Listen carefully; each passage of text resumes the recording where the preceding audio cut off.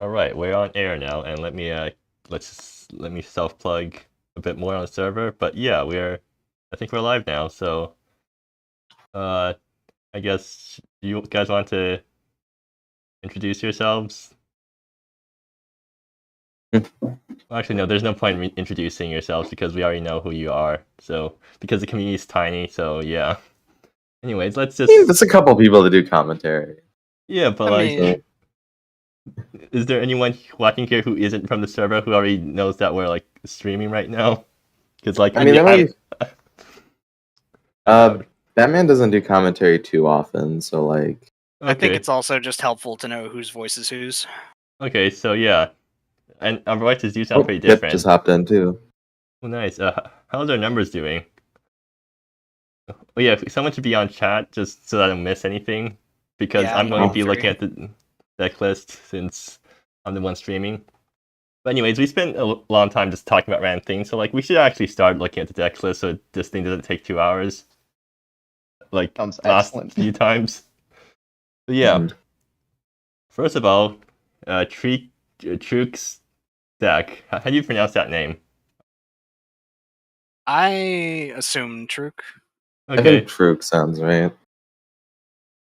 Also, hello, Pipsqueak. Hello. Oh, is Pipsqueak in too? Yep. Yes. Wonderful. Okay, let me make a column. Does she have the spreadsheet? I do not have that open. Could you drop it in voice chat? Does Asti also have this? Does Asti have a spreadsheet? No. Just in case. Can you just send them to them? I'm just gonna make another column for Pip. And yeah, get them in the spreadsheet, and I guess that also works in case anyone else wants to join, even though they're not in part of the stream and mess stuff up in the meantime. But yeah, we should actually start talking about the deck because yeah. So make things go a little fast. Riku's Vault Observation. Can someone tell me about what this deck is trying to do? Someone who's better at games than me. So, Observer of Eons is a kind of fucked up card. What if we built a deck that was really good at making Observer of Eons or big rust shell crustaceans as fast as possible? So we have traditional ingredients because that makes 2 vials. 1 vial? How many vials? One vial. It got nerfed really hard. It used to make 3 vials, but now it only makes 1 vial. Through the Ashen Gate makes 2 clues. Maru's Horde makes a treasure token for 1 mana, which is awesome because you get to double dip on that with Observer of Eons. Yeah. We have Ornate Incense. We have a bunch of cheap or free artifacts, and we're just trying to put a really big Observer of Eons or Rust Shell Crustacean into play. And Vault Keeper also goes nicely with all of that. All right. And what do you do if that doesn't go to plan? You don't really have a backup plan, but I also don't know how much of a backup plan you need. Right. You can technically grind people out with Barks, I guess. Actually, Barks is an interesting inclusion because it doesn't work very well with tokens or 0 costs. No. It works with Ring of Souls, Dawson's Loot, Seal Driftway, and Mana Potion stuff. Is that enough? It doesn't work with Ring of... Well, X can't be 0, so it doesn't work with Ring of Souls. Oh, Ring is 0, right. So that's 12. I mean, that's usually plus your 1-drop creatures, which is 7, so that's 19 hits. That should be enough. Okay, but do you really want to box your own 1-drops? I mean, I guess that's fine, but... Yeah. I mean, usually that's what you box. I suppose that's why they're only on 2. Huh. Well, this deck seems reasonably powerful. It is incredibly linear, so that's usually not the sort of thing I'm super interested in watching a bunch. So I would have a pretty low pepper quantity, but I'm really excited to see someone exploring Observer of Eons because I do think that card's pretty fucked up. Actually, I'll give it 3 chili peppers because, I mean, as cool as the deck looks, I don't really feel like watching it. And you don't. I would also. Also, you guys don't have to use chili peppers. I mean, people in the past have used nuts and mint and all sorts of other options. Yeah.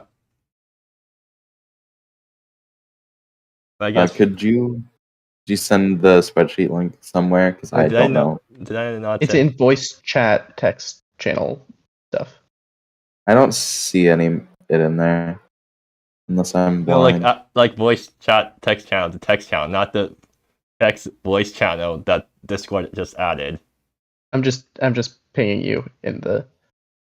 Yeah, like we're not using Yeah, here. I see that, but I don't see any. Wait, what? Excuse me, are Spreadsheet in you the not channel? seeing it? There it is. Okay, Hello? Okay, good. Ow. there. I am on this. In terms sheet of now. ranking, like, I think my inclination should be like a 3. Someone convinced me otherwise, but this deck feels like it's very all in, which means you can just get completely hosed by someone just casting a Singularity's Grasp or something. And its linear plane is good. Like, maybe you just kill someone out of nowhere with a Cinderbladed up Observer of Eons, but you have to kind of set up over the course of a couple turns, which means usually people will see it coming. And this deck doesn't have. It does have Ring of Souls as a way to give unblockable, but it doesn't have any way to give evasion other than those 2 copies. It's probably good enough. Like just 2 copies of that. I mean, Observer has trample too, so I mean. Oh wait, Observer has trample? Okay, never Wait, mind. did you not realize Observer has trample? I completely forgot that. I just thought it, killed people by them not having a creature in play or something. But yeah. I think this deck is interesting. I think I'm high on most of these cards except for the like bobble cards it's running, like Ornate Incense. Ring of Souls and Cinderblade, I guess, are technically part of the win con because they provide some amount of haste innovation. Yeah, I guess it's just Ornate Incense I'm very confused on. Draw a card, gain 1 life. Yeah, I mean, okay, so the thing is, if you get a Observer into play, you only need to have around 8 things to sack, plus some number to exile before you're one-shotting people, which this deck is pretty good at producing that. Okay, yeah, I think I'm up to a 4, but I don't think it's better or in ranking. in ranking. Okay, but ranking goes from 0 to 10. That's what I'm saying. Oh, okay. Given that 5 is like, putting the best cards in the format into a deck sort of deal, I don't think this deck beats good stuff piles most of the time. I could be wrong. Okay, sure. I think I'm in agreement with that. Okay. Yeah, Wait, Asti, this dies too easy to. What is that thing? Is that potatoes? Turkey. Oh, turkeys. It's a turkey. Okay. Yeah. What are you calling the deck? Observer of Aeon's combo? No, wait, that's... Bolt of Mono black tokens. Technically correct. With turkeys, because it is Izmir, which is in Turkey. Right. Oh, yeah. Dr. Batman, what fun facts about Izmir have you found out for us in the meantime? Let's see. It is the 3rd largest city in Turkey. Okay. Behind Istanbul and Ankara. Okay, I like how you try to pronounce stuff. More fun Izmir fact, so it's only vaguely rated. Turkey changes spelling to I can't really. It's Turkiye to not be the bird anymore. And it's pronounced, I think it says Turkiye. If we are to complete deck lists at a rate of about 10 minutes per one, as we currently are, we are going to take 3 hours to complete this. Good point. Let's move on. So, next deck, you guys can fill out the spreadsheet while I talk. Alittleblank's all aboard. K17 drone. Oh, hell yeah. Is that card playable? Because I haven't seen it. It's a 1-card combo. Or sorry, 2-card combo, not 1-card combo. Okay, wait, but they're not running the second combo piece, so never mind. We're playing a fair K17 drone. All of a clock tower? What does that card do? Each player or target player mills 3 cards for each card you control. Are they artifact you control? Artifact you control, my bad. They are on That's brilliant. Okay, so all 20 rail lines. And 8 lands. And Tinker's Tools. Tinker's Tools can find Arcforger, K17, or Orlesia. What does Orlesia do? And why I've never heard of that card before? It is a future sight off your opponent's library. Wait. This does not look like a future sight deck. our future set value deck? Because I feel like Alessia is No. going to... Wait, what? Don't worry about that. We're I think partially running Orlesia also for the second ability, which is your opponents can't cast spells during your turn. Oh. So we're running it as a tutorable, Grand Abolisher? After yeah, Sworn Canonist, I guess. Maybe no. No, not that one. But essential. So this deck is kind of a monument to all of my sins as a designer, actually, because we have Essential Override, which is very much a this will only get played if it's broken. We have K17 Drone, same deal. We have Call of Clock Tower, same deal. We have Reinvent. And then we also have mixed in all of Size Mistakes, where we have all the rail lines. We have Taste Brilliance. We have Ride the Storm. So this deck is just like basically almost legal from R2 designer standards fused together, and just like trying to get as many objects into play as fast as possible, and then tap them all to deal your opponent lethal amounts of damage. That's the plan. I see. I'm calling this K17 Machine Gun. Sure, you can do that. All 20 rail lines and 8 lands is a bold decision, Godden. Let's see if it plays out for them. And I could look at the color requirements of all these cards, and the rail lines only tap for a single color, so I mean, like... You're using Reinvent and Tinker Tools to cheat out your creatures the majority of the time. And Royal Domain also fixes for you. I don't know if Call of the Clock Tower is the pick here. I mean, I really don't think so. The question is, how easily can you get around 16 artifacts into play? If the answer is trivially, then yes, it's a great card. If the answer is, I cannot do that, you should absolutely not be playing this card. I'm kind of shocked that we're on Self-Replication and not Devised Companions. Well, I mean, Self-Replication is cheaper, I guess. Yeah, 1 mana for 2 rather than 2 mana for 3. But yeah. Also, Wash Away. Like, I've never seen that card before. I'm 3 peppers because I'm really excited to see if this deck can actually like do anything.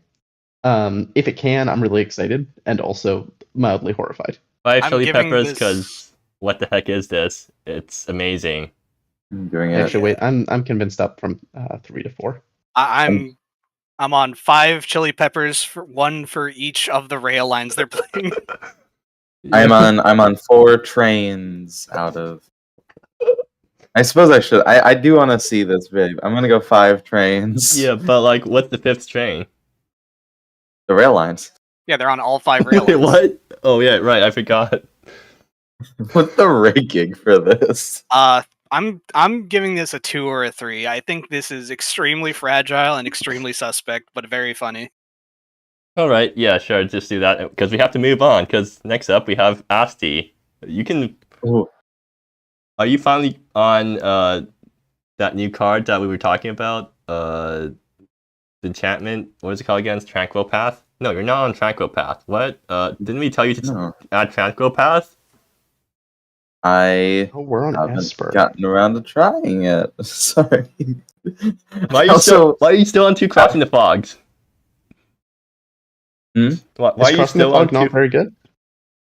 Yeah, you should be all 4. It hasn't been. I see. It hasn't been like amazing for me. What? How? It's Crossing the Fog. It's literally like Ancestral Recall half the time. Right, but the question is like, are you using those cards for anything? Like, I think the more aggro you are, the worse. Basically, if you're not going to be able to counter your opponent's stuff off of Crossing the Fog, I think Crossing the Fog becomes noticeably worse. This deck is basically just like an all-in aggro deck, right? Which is kind of cool. So this is pretty standard blue-white fire. It's not standard. No, it's not standard. It's running 4 Dukes. Yeah, this is the Esper aggro version of Flyers rather than the blue-white tempo version. This is not Canahawk. Well, speaking of Canahawk, Espethel just missed the deadline too. Bruh. Damn. Well, and unfortunately, they're not friends with the tournament organizer, so they can't. Well, presumably, if Espethel had a deck submitted to someone else, we would get Espethel in. Okay. So I'm giving this 1 pepper just because it's like it's a shape of an archetype that's pretty tried and true. It seems. Yeah, I am also giving it 1 pepper because I understand how these decks play, and I'm not excited to see more of them. 1 pepper. Ranking... 1 pepper because Asti did not make any of the changes that I suggested last deck list stream, or I guess any of the changes Purple suggested. I'm not too sure that Tranquil Path is good, honestly. That's fair. Okay, I mean, yeah, that's fair. Good Ranking. point. I think this is like a 4. What? Excuse me? I feel like you're ranking stuff too low. Like, look at the last deck list stream. The lowest ranking that someone got was a 5. Well, we have very different ranking systems then. Yeah, sure. Let's just rank everything super low because why not? I think this is 6. It has a pretty cohesive. It has a good game plan. Yeah, that's fair. It's not running a lot of cards that I would commonly see as like good cards TM, but it's like, yeah, it's running some powerful things. It has a powerful linear draw. I think this deck can definitely turn 4 people. I think it might be able to turn 3 them, but I haven't sat down and done the math. It can turn 3 with a nut draw, but I've never turned 3 in an actual game. Probably like Phantasmal Owl into Phantasmal Owl, Phantasmal Owl into Duke Gerald Hoff. Yeah, right, something like that. Yeah, Asti, ever since the last GP with Purplemurasaki's green red prowess deck, every time I hear you say the word nut, I just laugh to myself. I like the Master of Masks. It's interesting. It's good, yeah. It's just a copy of like an owl or a steed or a parrot. It's a surprising amount of utility. So anyways, moving on, we have Cajun Pips Maze Collection.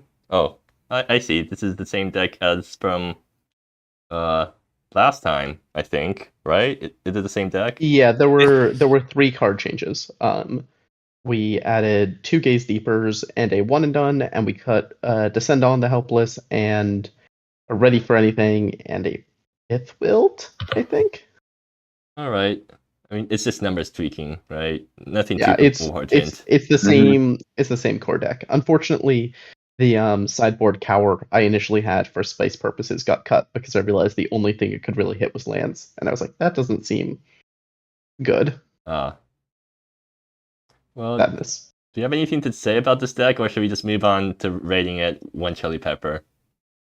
Every time someone talks about like how difficult it is to use codexes on cockatrice, I think they need to get good because codexes are super easy to do even without the cockatrice patch. That's all I'm gonna say. So every time you diss a collection, Pip gets slightly more powerful. Noted. True. Well, I mean, actually, Pip, do you use Ambrose's method for shuffling a codex?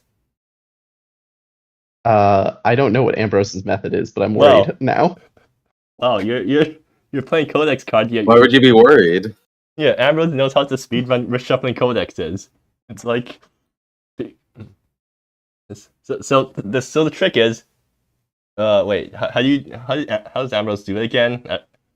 You select all the cards, you click, you right click, you shuffle them to the bottom of your line. Oh yeah, and then you click bottom. Yeah, that's stupid. Let's not do that. What? But it's so much faster. Like, have you counted the difference in time between doing it the hard way and doing it the quick way?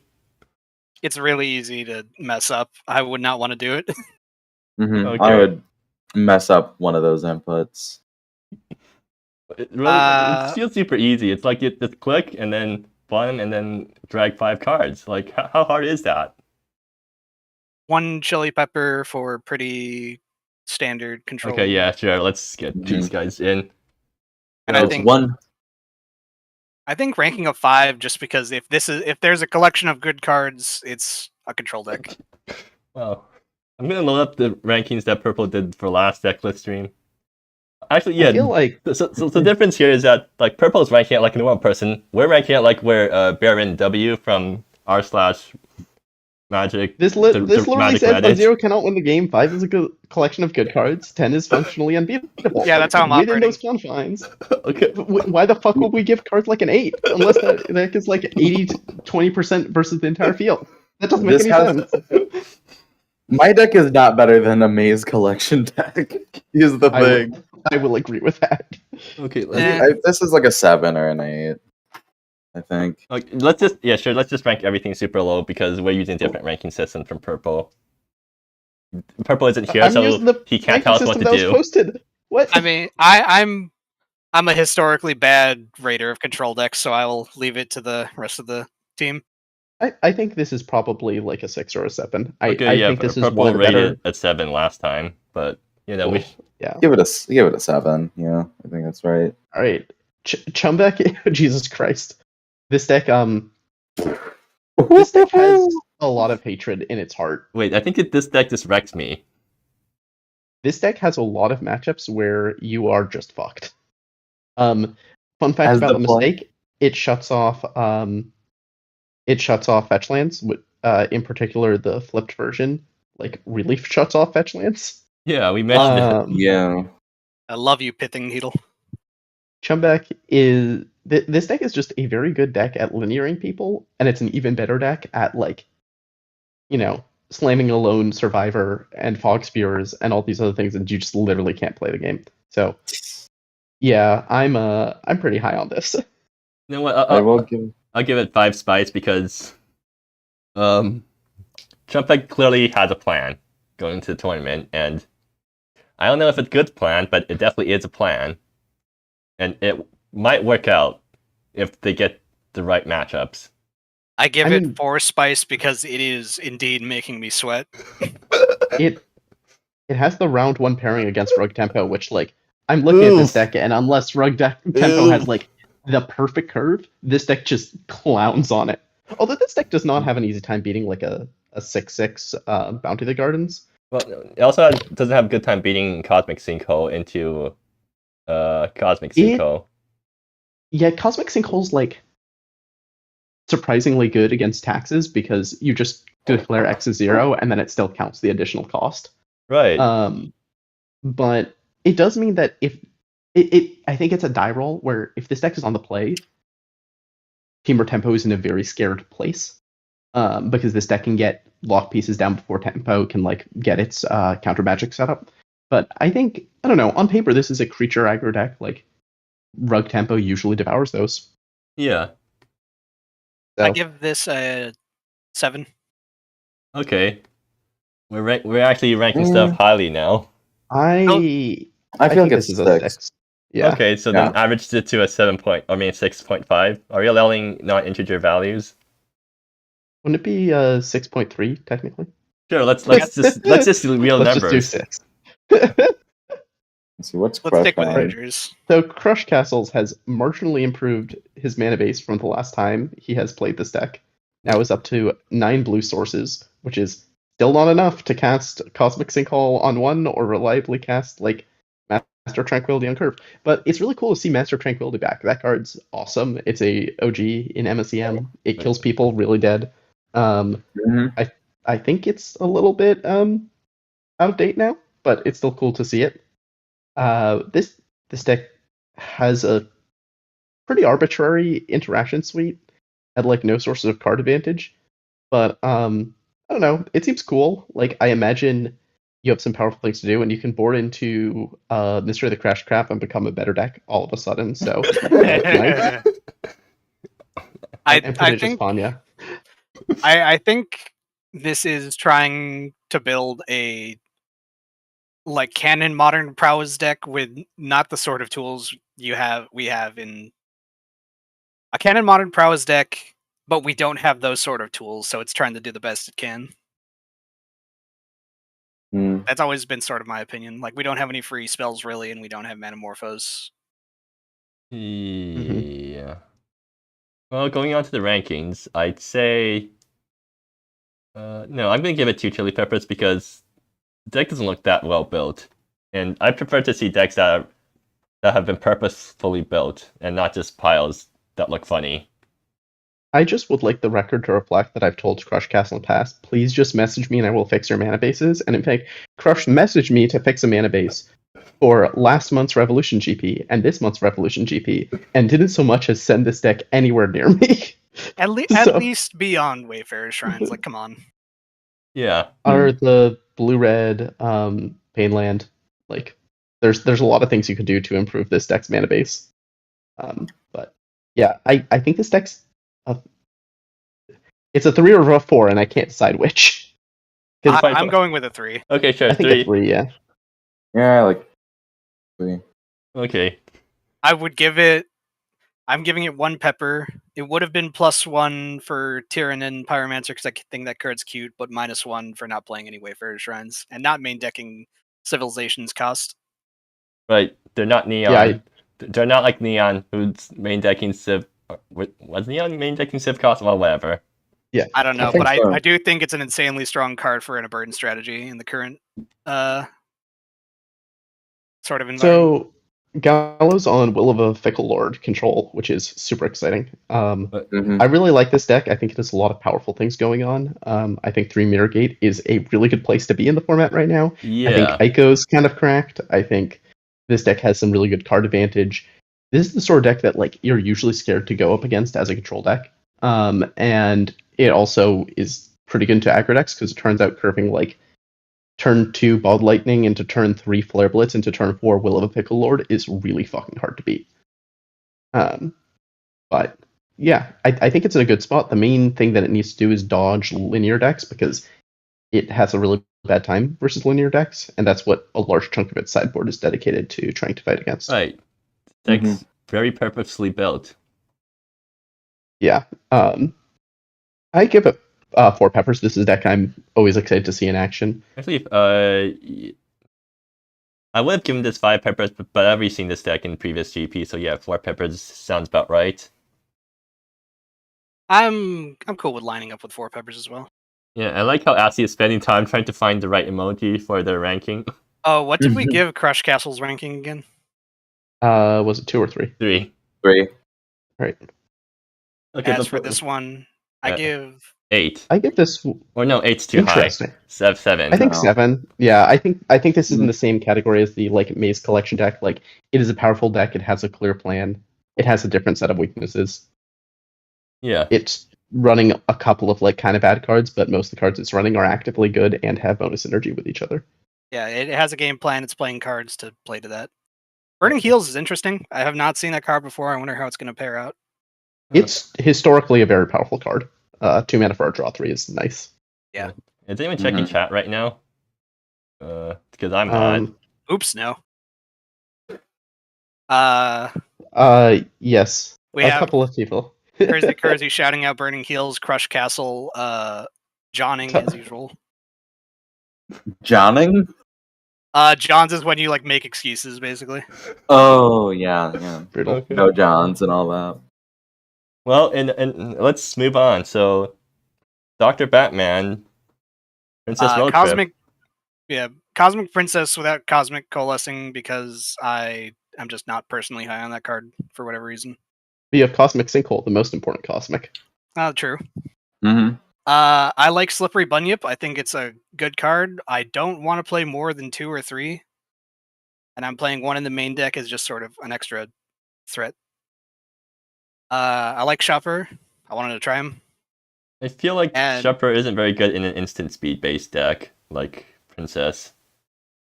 He can like come down, rebuy one of the card advantage spells and just attack as a 2/1. You can't even. It's until end of turn, so you can't even do it at instant speed. For Shopper, do you have any other ways of casting? So you have Shopper and Cane Dancer, but you don't have any other ways of getting the copy effect on the flip side, right? What Shopper's flip side look like, anyways? It's a 5 mana rock that copies every spell you cast from somewhere other than your hand. Okay. You could be, I guess, more copies of Shopper and I guess Slippery Bunyip off of Adventure. Huh. Wait, does it copy Slippery Bunyip? It does, huh? Interesting. Yeah. Okay, that seems cool. Yeah, I think this deck. I mean, it's really hard to say that your deck is like. There's only so bad your deck can be when it's running 4 copies of Cane Dancer, 4 copies of Bounty of the Gardens, 4 copies of Portal Fracture, 4 copies of Cosmic Sinkhole. Like you've hit the floor of how good the deck can be. I think the like specific tweaks to the deck aren't things I'm super high on. Like I think Commanding Princess is much worse in these shells now that they don't have like a plethora of fixing and the ability to cast her on 3. But I don't know, like you have something powerful and interactive, and the ability to run people down potentially. Yeah. Also, I'm gonna give Purplemurasaki convinced me on resounding relief in the board. It's a versatile little Well, piece. yeah, Mm-hmm. that card's been pretty good. So Has a lot of nice incidental effects. I wanted to try it out. Revitalize with Grave Exile is nice. Yeah, it's a solid card. I think it's not actually insane, but it doesn't need to be insane. It's just neat. So anyways, giving this thing, I guess. Oops. Let's see. Two peppers. 2 peppers for the amount of slippery bunyip in the 75. It gets 2 peppers from me as well because it's again, there's only so many peppers I can give to a deck with the good point. Cosmic Sinkhole core, etc. 2 chili peppers. What about you, Asti? Are you still looking for the right emoji now? I just found it. I'm gonna give this a solid 2 galaxies out of 4. Hell yeah. I think this is like a 6. Like I think this deck's obviously doing something powerful, but I think a lot of the details are like kind of arbitrary. Yeah. And don't feel like they're targeting anything specific. And this is the sort of deck that can get killed by decks that go over the top of it, even if it probably beats a lot of the decks that try to go under it. Yeah, so can't argue with that. Oh man.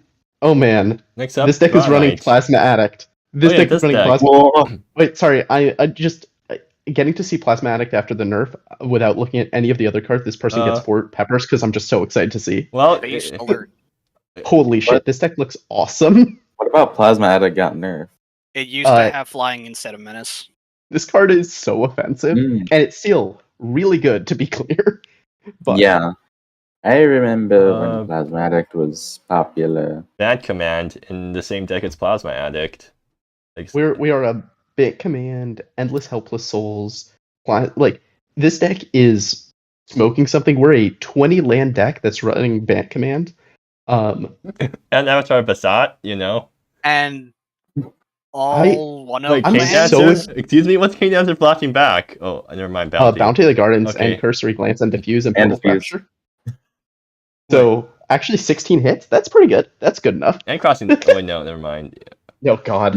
And man, I want my GP win with King Dancer was back when it could flashback Scorch. That was the last GP where it could do that. I do not know why they chose the Fetchland suite they did. I feel like you should just go with like some number of 1 and some number of a second one. 2, 3. I think the logic might be they want, if they're in play and uncracked, they want Bounty to be bigger. But like, I mean, I don't know how much it matters. This mana base hurts my head a little bit to look at. I'm not convinced it's the correct one, but I also would need to like sit down and do math to prove that it isn't, and I have no interest or willingness to do that. Oh my god, Arlay! Wow, this deck has all of the cool cards in it. I have very small hope. Wait, excuse me? Kalelia isn't good after the shifting lands. Well, it's really good if you're hoping to just beat the Bounty of the Gardens mirror. Right.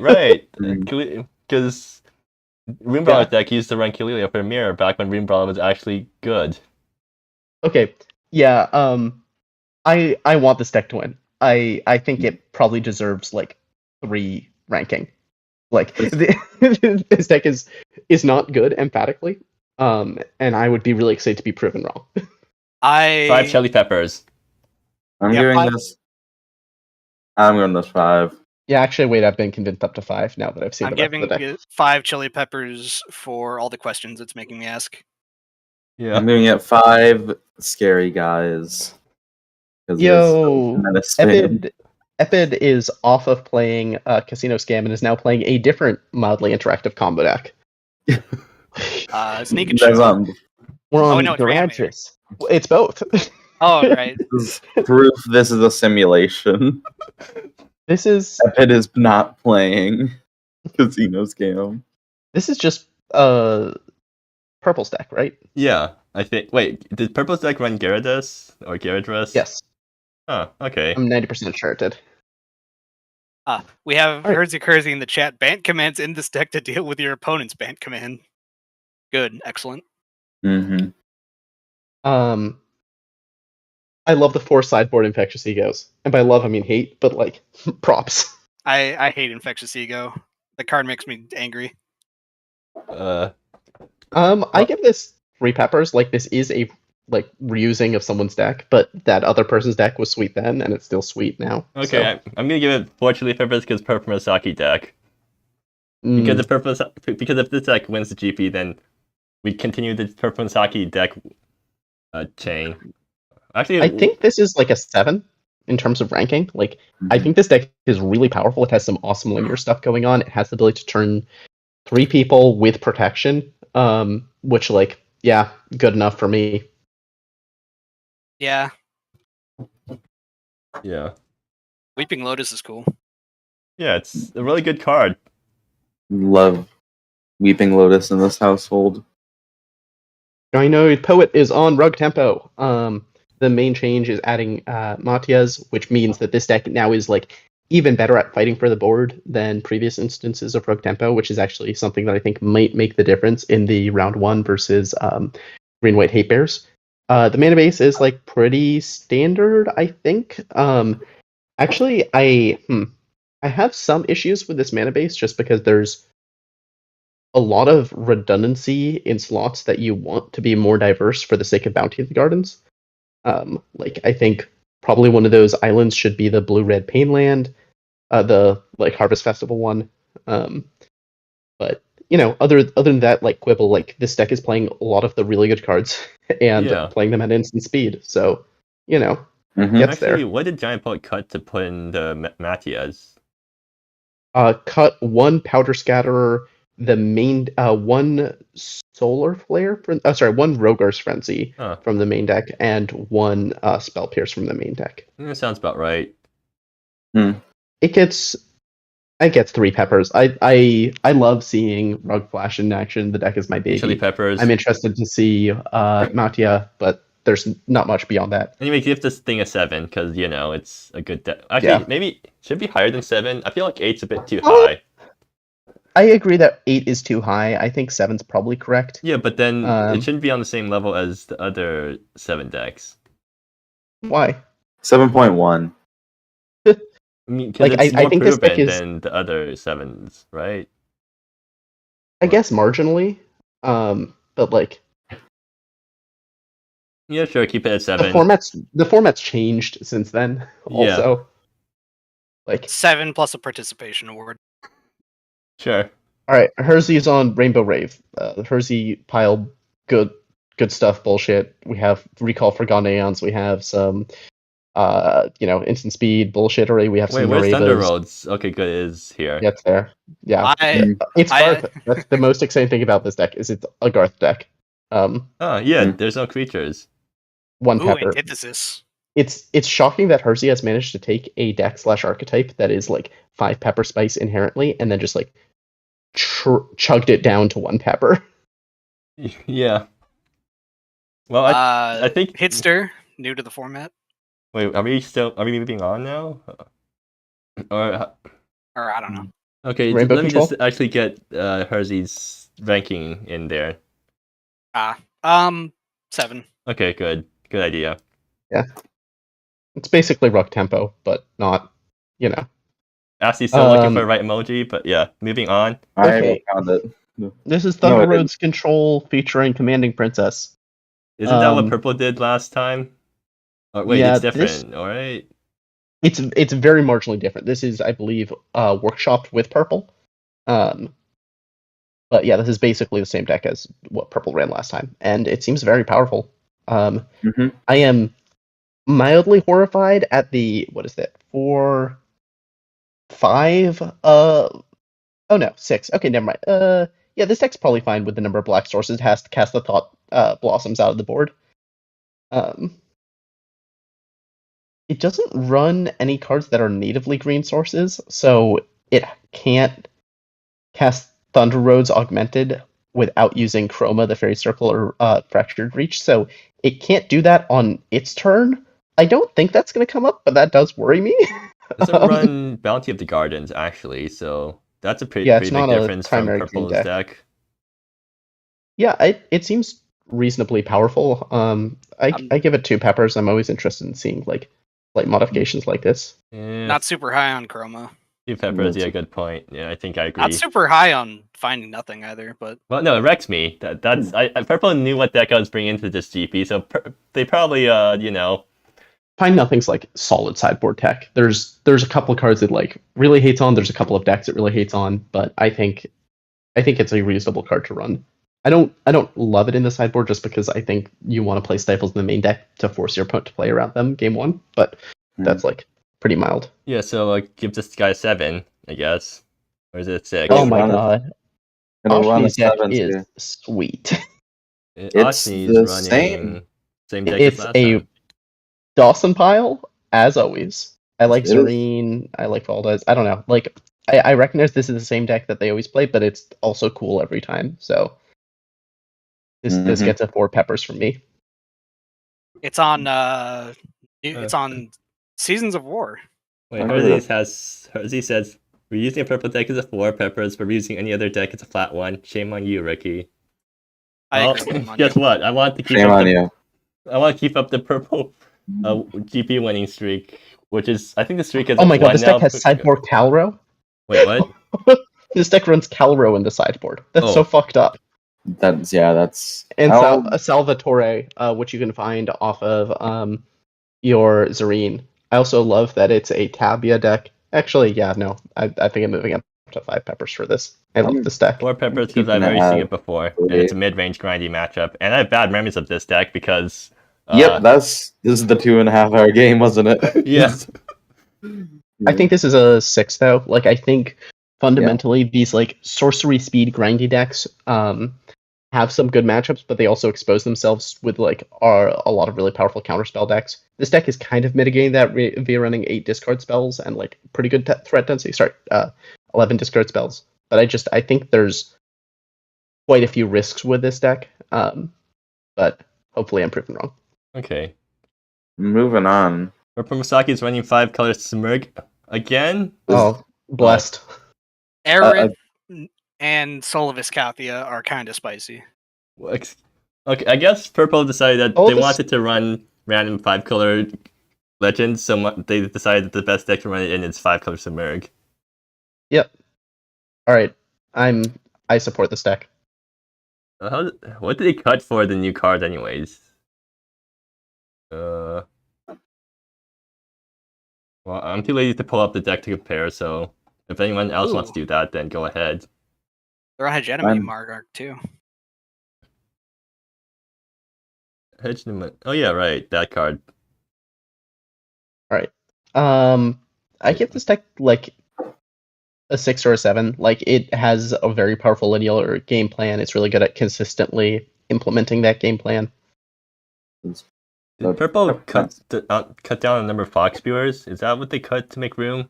They have 2 main, 2 side. Okay, yeah. This gets a 5 peppers because I somehow have not seen this deck before. Oh wait, they cut Maelstrom Wanderer, or is that what the card was called? Maelstrom something. The 5 color that vindicates something when it comes in, right?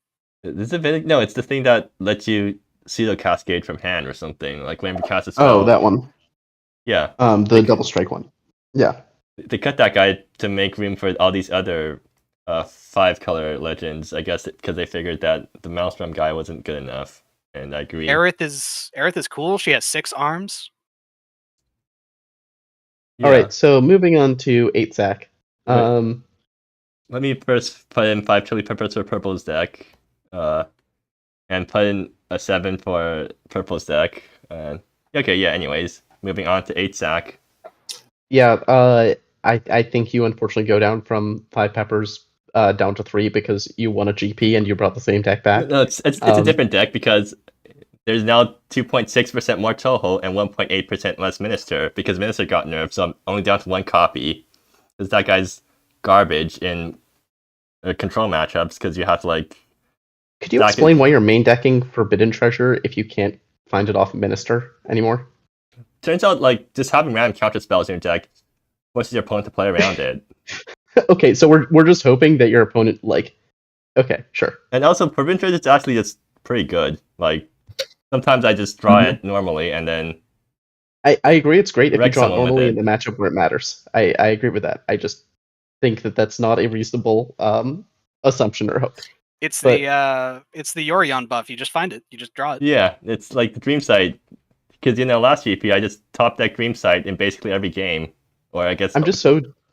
I love top decking dream sites, and I'm happy that you're able to do that. But honestly, the thing that tilts me off the face of the earth is when people are like, "Yeah, I cut this cake card because I had it against Dreamsight, but they had an answer for it." It's like, well, how did they have the answer? It's like, oh, well, they drew their one copy. It's like, okay, how many ways do they have of finding that answer? Most of them were turned off. It's like, okay, so they got really lucky once, and you've concluded the matchup's unsolvable. Cool. Just like Yorion. Yeah, but I'm to choose spell pierces because I decided that running more counter spells in this deck is good because like having just counter spells to protect your combo is really good, and your opponent never plays around them. Are you good into counterspell decks, would you say, generally? Surprisingly, not. I'm actually not that bad into counterspell decks, just because I can go on the mid-range beatdown plan. Like, if I manage to land the turn I think your deck probably deserves an 8 rating then, because I think the scariest decks in this GP right now are all counterspell heavy decks, or like decks that are trying to pair mid-range you, and I think you should beat up both those decks, so that kind of makes you the deck to beat in my eyes.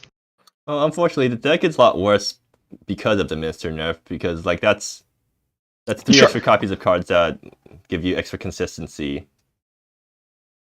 Yeah, but like you still have access to Minister when you need it, and I still think that you I don't know, the deck does its thing terrifyingly consistently, and now it only does it horrifyingly consistently. Yeah. And also, you also have to make sure that you don't mess yourself up, because I've lost games to beckoning into fog spirits and then having no follow-up. Yeah. Okay, so Scribbl is now on. Yeah, this is Jeskai control. With the win cons of 3 Aegis, 2 Children of the Clouds, 1 Monument of Queens, and 1 Ares Pillar. So they winning people who refuse to play a reasonable number of win cons. The dreaded 2 of disease, it's terminal. Baham's Absolution's neat. I'm excited to see how that works out in practice. No, Call of the Huma is definitely Call of the Huma is hype. I love that card. Okay, it does have Mabel in the sideboard. I briefly was like, wait, why is this not on Mabel? But for some reason, Mabel's just halfway down the sideboard list. It's running Anthus in the sideboard. Neat. Yeah, okay, I can buy that. This deck is just a control deck that I imagine plays well at. So it plays well at instant speed, which makes it good into some percentage of control decks and worse into some other percentage. I probably give this a 6 or a 7 peppers. I think it's probably not that good into the Thunder Roads decks, because it has a really slow clock and doesn't have a lot of good ways to beat 15 points of burn or 9 points of burn aimed at its face. But it also runs a reasonable amount of late gain, so maybe I'm wrong there. I do not know why the 4th 23 Aegis is in the sideboard. Because sometimes you're not playing against an aggro. Wait, is Aegis good against aggro or control? It's good against control, right? Against control. Yeah, so sometimes you're not playing against a control deck. You're just playing against the aggro deck. It's also a card you want versus combo decks because you need a way to actually end the game. And playing out an Aegis on their end step when they didn't do anything and then drawing up a card, that puts them in a really scary spot. Splashcat. I will always root for Halcyon control. I think one of my favorite moments was Gaolo saying that Halcyon Daze was unplayable, and then 2 or 3 days later it literally 5-0'd a league. That was really funny. But this deck's running all of the good cards in Halcyon Days, so what more can you ask? It's a Confirm Hypothesis, Boundary to the Gardens, Cosmic Sinkhole, Cane Dancer. Oh my god, you've heard all of these words already. Yeah, and it's running a bunch of one-ups, which you can't actually fetch, right? 3 peppers for Halcyon. You can't fetch them, but you'll see them eventually because you're gonna play a really long game. Yeah. Sure, 3 peppers. Let me look at what Halcyon is. Halcyon Daze allows you to cast cards from your graveyard. It's like a permanent Yawgmoth will. Oh no. Once per turn. Yeah, I once meant per the turn, definition of the word Halcyon. Oh. It's like Oh, It's like define. the nice things to look back on, basically. All right. We'll give this 3 clocks out of 5. I assume my Mace Collection deck, which isn't on the GP thing yet, It is is. just gonna be Wait, it is? I refreshed it. It's under Pipsqueak and not Awesome. ThatDamnPipsqueak. Okay, I don't wonderful. know why, but I'm just gonna copy and paste the Cajun rankings, so as not to slow us down. What ranks did we give Splashcat and Oh, Scribbl? Scribbles, I think, is a 6. I think it's not that good into a lot of the control mirrors that seem to define this GP. I don't know about 6 or 7 for Splashcat because similarly, Halcyon Daze is very good if it resolves versus all these control decks, and it's very mediocre if you tap out at 4 mana at sorcery speed and it just gets countered. And as a result, this deck has skimped on some of its card advantage. Yeah, I agree with 6. The more I think about why it. is the Flying Pinata the Flying Pirate? What? Because I made a mistake. Okay, anyways, the Flying You're Piana's good. playing Wow. Burn. That's nice. I can't believe that someone would be playing Burn. They're playing Actually, here with well, you. Yeah, here with you's neat. Whoa. Okay, So how are you that's a abusing cool card the here. 4 tokens? Advocate of the Hunt is very good with a lot of tokens. Also, Find Greater Purpose is good with tokens. I guess the plan here is to end of turn. I'm here with you end of turn and then play Advocate. Cast a single burn spell. Your opponent takes like a million. Okay, and if They they just let take you draw 11. 4, then you just get to... You have this deck has enough burn spells. You actually cannot reasonably let it draw 4. Like it is more of a lava spike deck than a creature based deck, which means it is vulnerable to the stand unassailable type cards. But getting 4 1/1s is actually a pretty good answer to stand unassailable, so that's nice. Yeah. Mm-hmm. It has all the cards I would expect out of a burn deck in the sideboard. It has the mana to be able to cast Curse of the Bleeding, so that's nice. Yeah, I mean, this is just like a very by the numbers burn deck. I think the one card I'm kind of sus on is Imperial Siege. I don't know why that's your choice, but otherwise looks good. Yeah, I'll give it 4 chili peppers because it's running here with you. Actually, no. Actually, yeah, it's sure because burn decks are fast, so it's easy to commentate. Yeah, it's. I mean, it's mono red burn, so that gets 3 peppers from me, but it's also burn, so it does not get more. Okay. I'll give it 2 for here with you. Yeah, that's my 2. Okay, so Holy next What's shit. the up, score? 7. 7. Good old burn. what's Wizard's on? Mardu Pools? Yep. Yeah, this deck is running some wacky cards. Oh god, Valdez has the new card art. I mean, Secret Layer, and it throws me off every time I hover over it. He's just a little Vindictive guy. Regent is just like He's not chilling. a card that I thought anyone would end up playing. I love seeing War Queens in this list. This deck is...